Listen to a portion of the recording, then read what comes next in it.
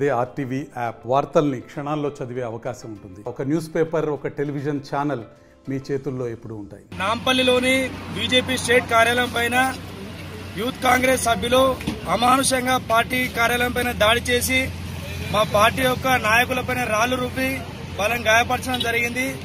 అయితే నిన్నాక మొన్న కొత్త యూత్ కాంగ్రెస్ కమిటీలు పడ్డాయేమో పాపం వాళ్ళ నాయకుల దృష్టిలో పడడానికి బీజేపీ నాయకులను టార్గెట్ చేసుకుని గూండాగిరి చేసి వాళ్ళ నాయకుల మెప్పు కోసం ప్రయత్నం చేసినట్టు కనిపిస్తా ఉంది.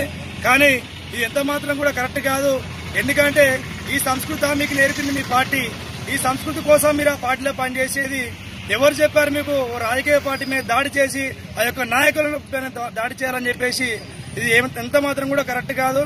ఎందుకంటే ఇలాంటి దాడుల సంస్కృతి కనుక మాకుంటే ఈ హైదరాబాద్ లో మీ పార్టీ ఉండదు, మీ పార్టీ నాయకులు ఉండరు, ఏ ఊళ్ళో కూడా మీ ఎమ్మెల్యేలు నింపేలు తీరే పరిస్థితి కూడా కనిపించదని ఈ సందర్భంగా తెలంగాణలోని ఒక ప్రజాస్వామ్యానికి గొడ్డలు పెట్టు లాంటిది ఇది. ఎందుకంటే ఒక జాతీయ పార్టీ కార్యాలయంపై దాడి చేయడం అనేది చాలా శోచనీయం. ఎందుకంటే ప్రజాస్వామ్యానికి గొడ్డలు పెట్టు మా యొక్క రాష్ట్ర ప్రధాన కార్యదర్శి డాక్టర్ కాసా వెంకటేశ్వర్లు యాదవ్ గారిపై దాడి చేయడం అనేది చాలా దుర్మార్గమైన విషయం, అమానుషం. ఎందుకంటే దేశంలో చూస్తున్నాం, కేవలం 3 రాష్ట్రాల్లో అధికారంలో ఉన్నది. ప్రజలు చీదరించుకున్నప్పటికీ ఇంకా బుద్ధి రాక ఈ యొక్క రాష్ట్రంలో కూడా రాబోయే రోజుల్లో ప్రజలు తిరగబడే పరిస్థితిని ఈ యొక్క డైవర్షన్ పాలిటిక్స్ చేస్తున్నారు వీళ్ళు.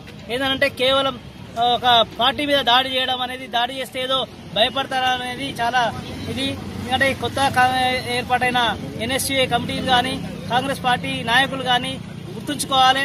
భారతీయ జనతా పార్టీ రోజంతా బట్టతింత అంటూ దేశంలోని అన్ని రాష్ట్రాల్లో అధికారంలోకి చేపడుతుంది. అది జీర్ణించుకోలేని కాంగ్రెస్ పార్టీ ఇక్కడ భౌతిక దాడులు దిగడం అనేది చాలా శోచనీయం. డాక్టర్ కాసా వెంకటేశ్వర యాదవ్ గారి మీద దాడి చేయడం చాలా శోచనీయం. దీన్ని మేము పూర్తిగా ఖండిస్తున్నాం. ప్రజాస్వామ్యవాదులందరూ ఖండిస్తున్నారు. ఏంటంటే ఈ యొక్క ప్రజాస్వామ్యంలో ఇటువంటి అవకాశాలు లేదు. దీనికి రాబోయే రోజుల్లో ప్రజలు బుద్ధి చెప్తారని చెప్పి హెచ్చరిస్తున్నారు. దేశవ్యాప్తంగా కాంగ్రెస్ గుండాలు ఆఫీసులపై దౌర్జన్యం చేయడం ఇది మంచి సంస్కృతి కాదు. అదేవిధంగా గత 15 సంవత్సరాల నుంచి ప్రజలు తరిమి కొట్టారు. ఎక్కడ కూడా ప్రభుత్వానికి అవకాశాలు ఇవ్వకుండా, సీట్లు కూడా ఎంపీ సీట్లు ఎమ్మెల్యే సీట్లు కూడా ఇవ్వకుండా తరిమి కొట్టారు. అయినా ఈ సంస్కృతి మంచిది కాదు బిడ్డ. ఇది దాడి చేయడం అనేది ప్రజాస్వామ్యమైన పద్ధతి కాదు.